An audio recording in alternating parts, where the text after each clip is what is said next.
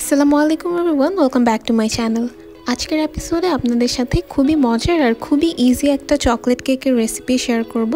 এটা হচ্ছে moist chocolate cake. আর আজকের এই কেকটা আমি মাত্র একটা ডিম দিয়ে করে দেখাবো।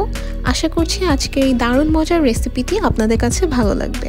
প্রথমেই কেকের জন্য ড্রাই ইনগ্রিডিয়েন্টসগুলো আমি চেলে নিব। এর জন্য এখানে অ্যাড করে দিচ্ছি হাফ কাপ প্লাস 1/4 কাপ অর্থাৎ 3/4 কাপ পরিমাণ ময়দা। কোকো পাউডার দিয়ে দিয়েছি 6 টেবিল চামচ পরিমাণ। অবশ্যই ভালো ব্র্যান্ডের কোকো পাউডার ইউজ করতে হবে। আর বেকিং পাউডার দিয়েছি আমি 1/4 টিস্পুন।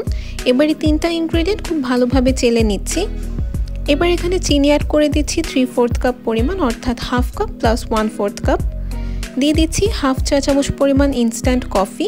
এবার এই সবগুলো শুকনো উপকরণ খুব ভালোভাবে মিক্স করে নিচ্ছি। যত ভালো কোয়ালিটির কোকো পাউডার ইউজ করবেন কেকের টেস্ট কিন্তু ততটাই বেড়ে যাবে। তো আমি আবারও বলবো অবশ্যই good quality cocoa powder use করতে।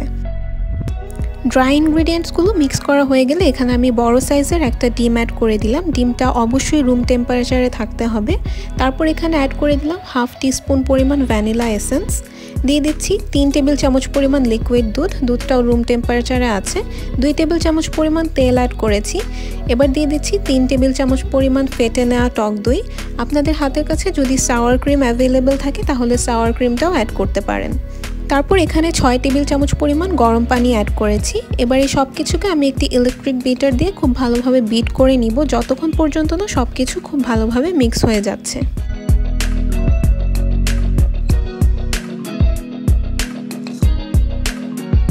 বিট করা হয়ে গেছে। এবার এখানে আমি অ্যাড করে দিচ্ছি 3/4 টিস্পুন পরিমাণ বেকিং সোডা।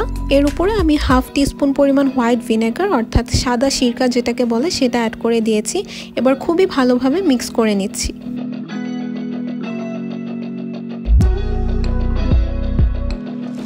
মিক্স করা হয়ে গেছে। এবার এই কেকের ব্যাটারটিকে আমি একটি 7 ইঞ্চি গ্রিস করা কেক মোল্ডে ঢেলে নিচ্ছি।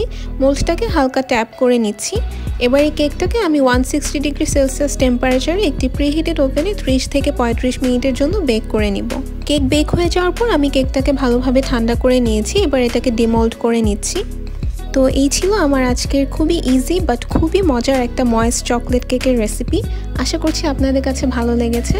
আপনাদের সবাইকে অসংখ্য ধন্যবাদ আজকের রেসিপিটি দেখার জন্য।